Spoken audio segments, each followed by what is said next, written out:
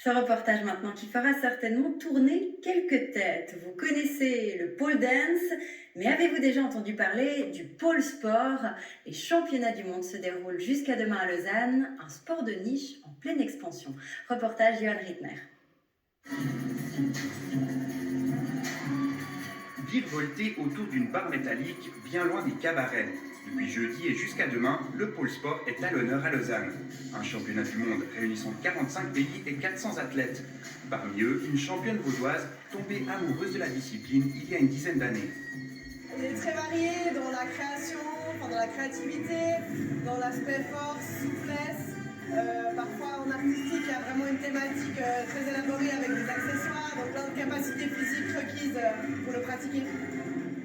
Un sport complet, mais un sport de niche, qui trouve progressivement son public. Déjà 1500 entrées vendues depuis jeudi. Ces côtés artistiques, c'est très touchant.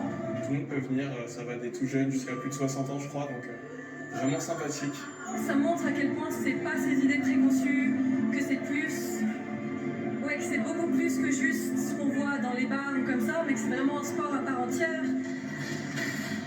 Contrairement au pole dance, né au début du XXe siècle dans le monde du cirque, le pole sport a pris son envol dans les années 2000.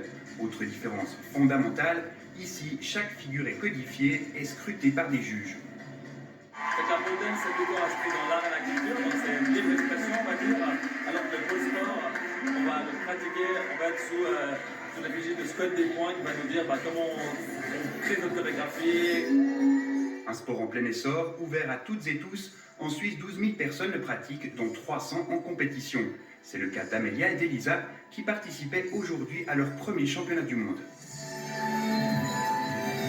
C'est vraiment d'être en harmonie avec une autre personne, je trouve vraiment cool. Je trouve aussi le fait d'être suspendu dans les airs, c'est vraiment c'est d'autres sensations. Ça change complètement de tout ce que moi j'avais fait avant.